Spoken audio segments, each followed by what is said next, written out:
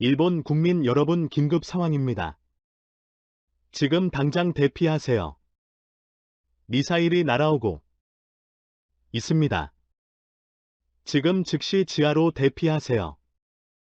최근 일본 정부가 일본 국민들을 긴급 피해 지하로 대피하라고 경고했습니다. 북한이 4일 발사한 중거리 탄도 미사일이 일본 상공을 통과하자 일본 12가대 충격에 빠졌습니다. 그동안에도 북한이 일본을 향해 수차례 미사일을 발사했지만 동해에 떨어지는데 그쳤는데요. 이번에는 완전히 다릅니다. 교도통신이 공개한 북한의 미사일 궤적을 보시면 일본의 머리 위로 북한의 미사일이 관통했습니다. 북한의 미사일을 머리 위로 지나가는 것을 목격한 일본인만 수만 명에 달하고 이 자칫 잘못하면 일본 영공을 나이 든 일본 비행기가 격추될 수도 있는 상황이었습니다.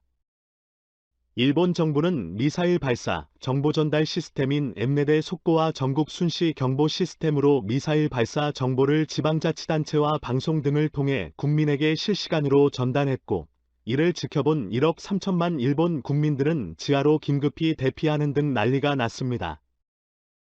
당시 일본에서는 신칸센 운행이 중단되고 일본 아오모리현 미사와시에서 초등학생들은 등교 도중 긴급히 대피해야 하는 소동도 벌어졌습니다.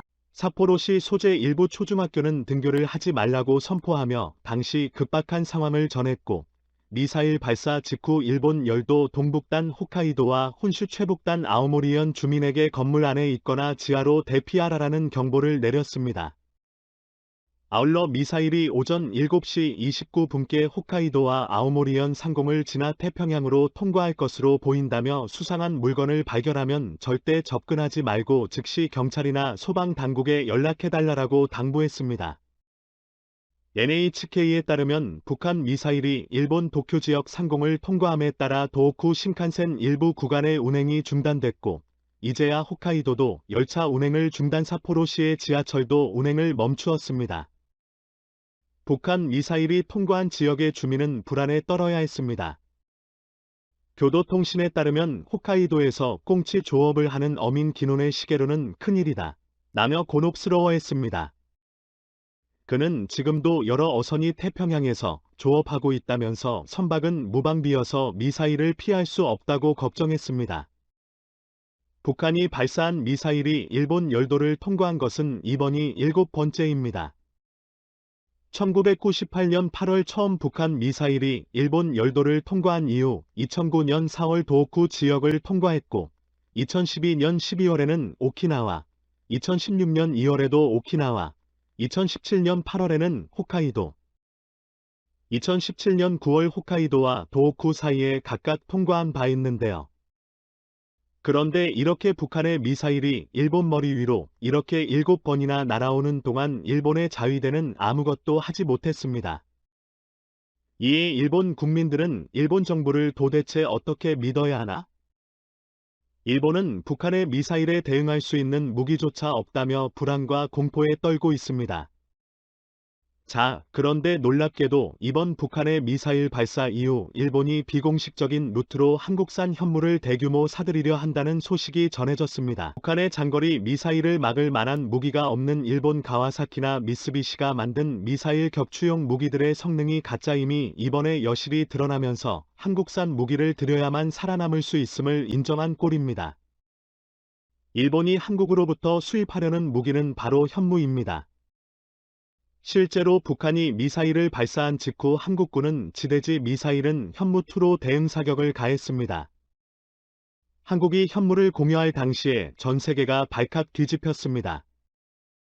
서울 용산 국방부 브리핑룸에서 그동안 베일에 가려져 있었던 한국 군 최고의 비밀무기의 영상이 40여 초간 공개됐는데요. 사거리 300인 신형 탄도미사일 현무2와 사거리 500에서 1-500엔 신형 순항미사일 현무 스트릭 테스트 영상이 공개되자 외신들을 믿을 수 없다라는 보도를 쏟아내는데요. 이 수직발사대에서 발사된 탄도 미사일 현무2는 목표물 상공에서 수십 개의 차탄을 분리시켰고, 이 차탄들은 둥근 원형 표적 안에 정확히 떨어졌습니다. 보통 사탄들의 불규칙적으로 떨어지는 형태를 감안하면 믿기 힘들 정도로 놀라운 정확도였습니다. 순항미사일 현무3는 마름 모형 표적 가운데 정확히 명중하는 장면이 공개됐습니다. 이들 미사일은 2000년대 초반부터 존재는 알려져 있었지만 정부와 군 당국은 국가 기밀사항이라며 공식 확인을 하지 않았던 것입니다. 현무 미사일은 지난 2001년 한미 미사일 지침 개정에 따라 탄도미사일 사거리가 180에서 300로 늘어남에 따라 2000년대 초반 개발된 것인데요. 대한민국 국방부의 한장섬은 순항미사일은 수백 킬로미터 떨어진 창문을 정확히 타격할 수 있는 무게라며 우리나라 어느 곳에서 발사하더라도 북한 전역을 커버할 수 있다고 밝혀 최대 사거리 1 이상임을 시사했습니다. 일부 소식통들의 평양노동 당사에 있는 김정은 제1비서의 집무실 창문을 타격할 수 있을 정도로 정확성이 뛰어나다라고 전했습니다. 현무 3의 정확도는 순항미사일의 대명사인 미국 토마호크 미사일보다 높은 것으로 평가됩니다.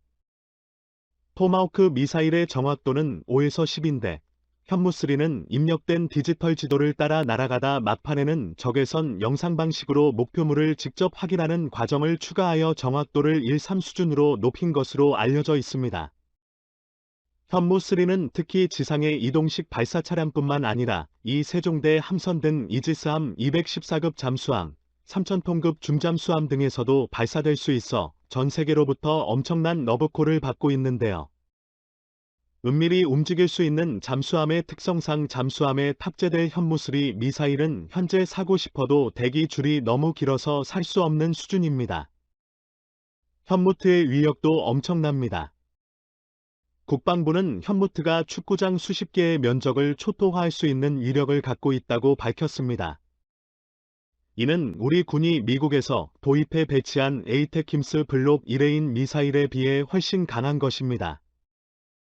일본의 군사 전문가들은 가와사키나 미쓰비시가 만드는 일본산 무기들은 더 이상 북한의 무기조차 막을 수 없는 수준이다. 미국산 무기와 성능이 비슷하거나 더 뛰어난데 가격은 훨씬 저렴한 이 한국산 무기로 당장 도배해야 한다고 전했습니다. 일본이 모든 자존심을 다 버리고 한국산 무기를 사려는 이유는 또 있습니다. 일본뿐만 아니라 현재 전 세계적으로 한국산 무기의 열풍이 불고 있는 이유는 바로 뛰어난 가성비와 함께 방산업체의 애프터 서비스 정신이 꼽히고 있습니다. 한번 구입하면 수십 년을 사용하는 무기체계는 구입 비용보다 유지 및 보수 비용이 만만치 않습니다. 방산업계 관계자는 싼 맛에 중국제 무기를 샀다가 장고장에 고생한 나라가 한둘이 아니다. 영미권이나 유럽의 선진국 무기를 사고도 수리나 보수에 애를 먹은 국가들이 꽤 있다. 그런데 한국 업체들은 수출 후에도 성의 있는 부속품 보급과 수리 등으로 극찬을 받고 있다. 이니 입소문을 많이 타고 있다 전했습니다. 일본이 이렇게 한국산 무기를 긴급히 대규모로 도입하려는 이유는 또 있습니다.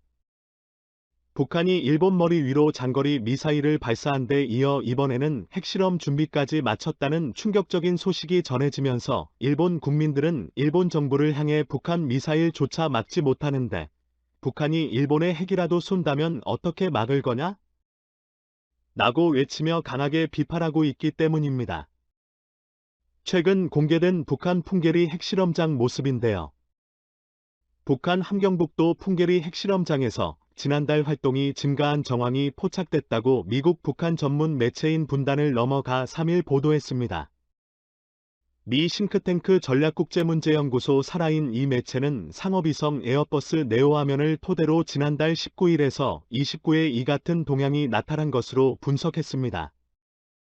이에 따르면 3범갱도에서는 핵실험 준비가 완료된 것으로 추정되며 이 4범갱도에서 새로운 작업이 이뤄진 것으로 보인다고 이 매체는 전했습니다.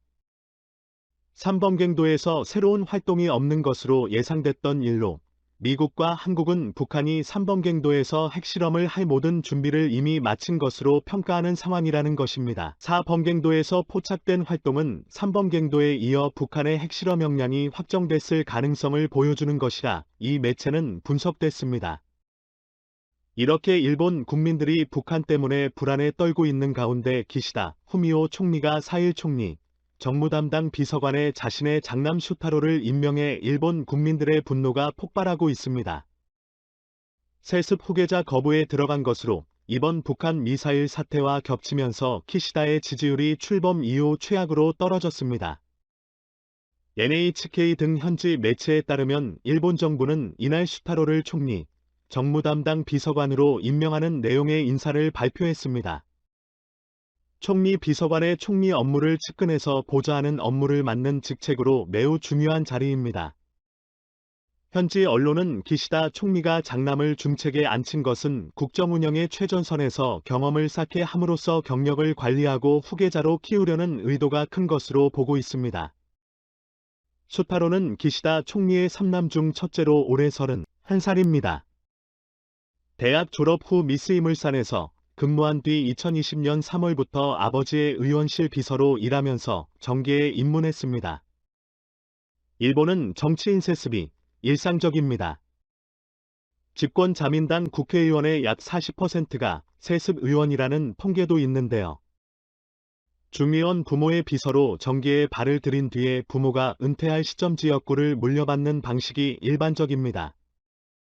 기시다 총리 역시 1987년 중의원이던 아버지인 기시다 후미타케의 비서로 정계에 입문한 뒤에 아버지가 사망하자 히로시마 현 지역구를 물려받아 출마해 당선됐습니다.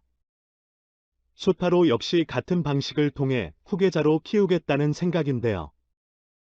일본 국민들은 북한의 미사일도 막지 못하는데 자기 아들을 총리직을 물려주려는 생각만 하고 있다라고 소리치고 있고, 일본 트위터에는 이번 인사발표 이후 가족을 위한 내각이다.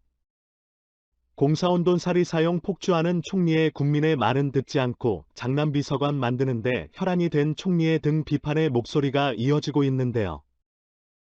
일각에서는 기시다 총리가 이대로라면 얼마 버티지 못하고 탄핵당할 가능성이 높다고 전했습니다. 이에 비상이 걸린 기시다 총리는 빠르게 강력한 무기를 도입해 북한의 미사일과 핵 위협으로부터 일본 국민들을 안정시켜야 하는데, 아베 총리 때부터 시작된 엔저 정책 때문에 이 망가질 대로 망가져버린 일본 경제에 미국산 고성능 무기를 대규모 구입할 돈도 없고, 유일한 대안이 바로 한국으로부터 현무3와 현무2를 사들이는 것이라 판단한 것입니다.